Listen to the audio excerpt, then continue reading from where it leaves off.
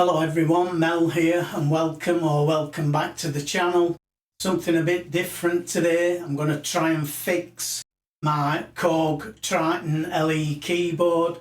I've got a dead key on it. It is working, the key, but it's working intermittently. So I'm going to open the keyboard up and see if I can't fix it. So without further ado, let's see if I can fix this keyboard. Oh, and don't forget to subscribe, and if you do subscribe, click that bell notification so you get notified when I upload a new video. So I've got the Korg LE here, and this C is the problem key.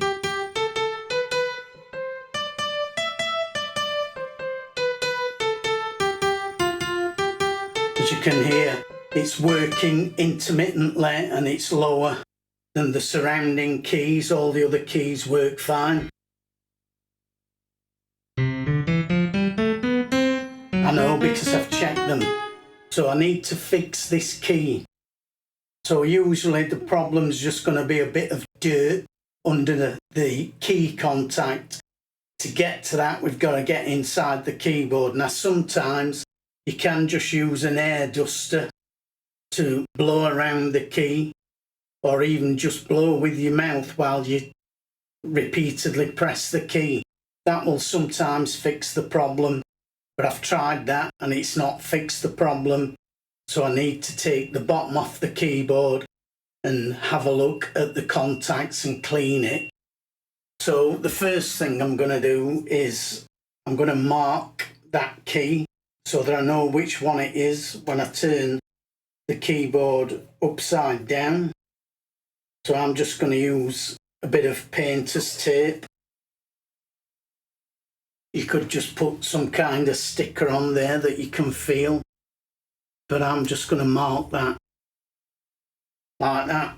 So when I turn the keyboard upside down, I'll be able to see exactly which key it is that I'm wanting to clean. Now there's a lot of screws in this bottom here, so I'm going to remove all around the edge.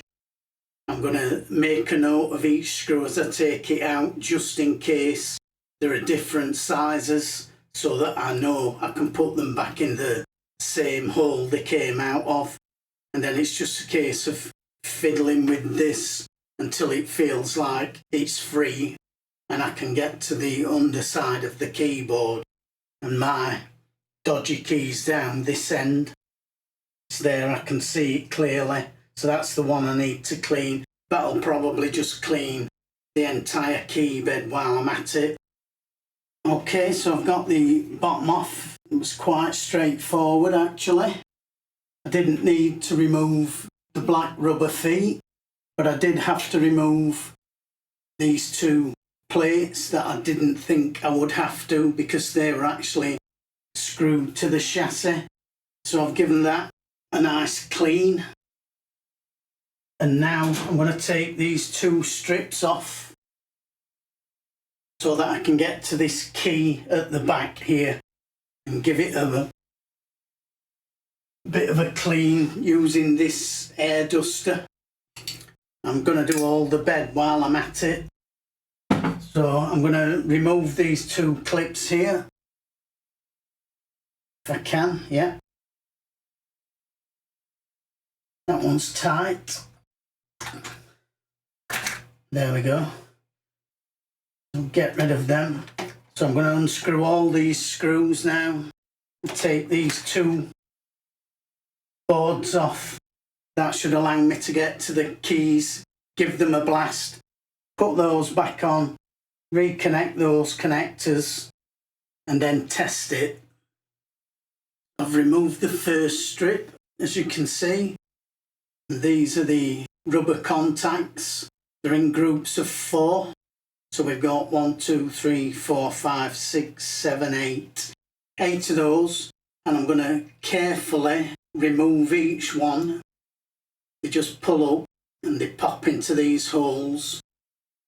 I'm going to carefully remove each one, give them a nice clean. I'm going to pop them in a bowl of warm water with just a little bit of washing up liquid, let them dry, and then put them back, and then I'll do the same on this other board here.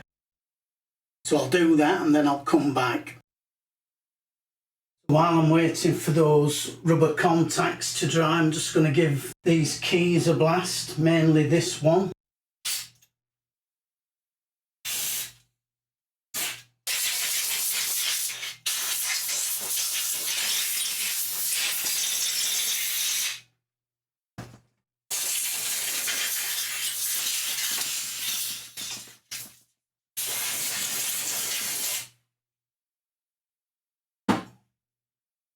So we'll see what that does when I put these contacts back in. Hopefully we should have a working key. These things, if you haven't done them before, they can be a real challenge to get back on the board once you've took them off. So I've had these off, I've washed them and dried them. So the best way I've found to do this, you have some large posts and some small ones. Don't worry about the small ones, just get the large ones in place first. So this one, line it up with the hole, like that. Push it. You won't be able to push it through with your finger because they're just so soft and flexible and they're tight in the hole. So I use a little picker tool like this one, and while I'm holding it in position, I just coax it through. Don't go mad or you'll rip it. So just gently coax it through with that tool. I can't actually do it when I'm stood up like this. There we go. And once you get it through, you should be able to flick it with your thumb. And as you can see, that's nearly there now. And then I just grab it and pull it. And that now, it's in place. So I'll do the same with this one. I don't know if I'm getting this on the camera actually. So line it up as best you can with the hole.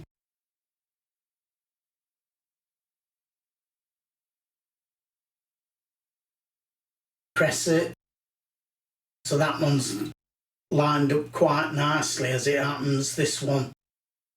So now I'll just get the picker tool and just flick it till it comes through enough that I can get it with a fingernail. That's not through yet. And as I said, do this gently. You don't want to rip these posts. Now once you've got it through to that point, so it's through but it's not through fully, just grab it and pull. And that's it. It's now through. And then the small ones, you can't use the picker tool really, I find, for the small ones. So if you look at the minute, you can see we've got a wavy line because the small posts aren't in the holes. So what I do with these is I just massage them round with my thumb until it goes flat. So that's lying flat now. Try and get an angle so you can see that these are going flat.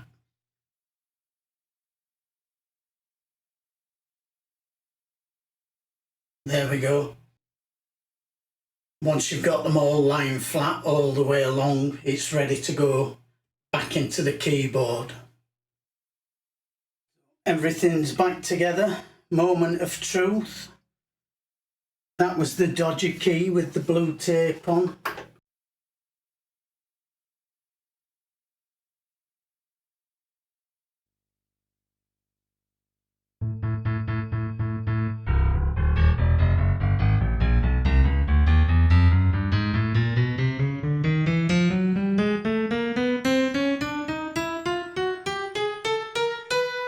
So far so good. Haha.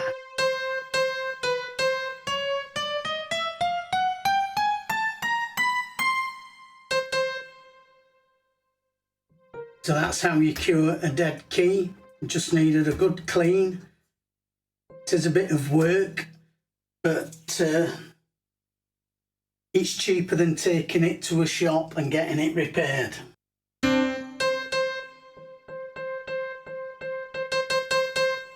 So the velocity sensitivity and everything's working perfectly now.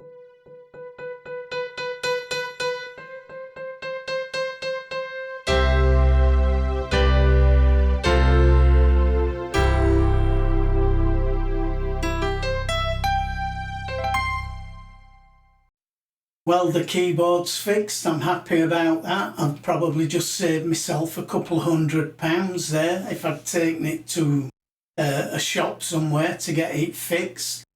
So if you do have this problem on a keyboard, it's not that difficult to fix if you just take your time, work methodically. Those rubber contacts can be a bit of a pain to get back onto the boards that you take them off, but it is doable, as you've just seen, and you will find that these tools come in really handy. These picker tools for this kind of job. I bought these as a set of 4. Got these off Amazon. They're fantastic. I use these all the time. I use them for when I'm doing guitar setups, and I use them around the house. Just a very useful little tool set. So I'll leave a link in the description below where you can get a set of those if you want. But anyway, that's all from me for this week. I'm happy that I've got that keyboard working as ever. Look after yourselves, take care. Bye for now.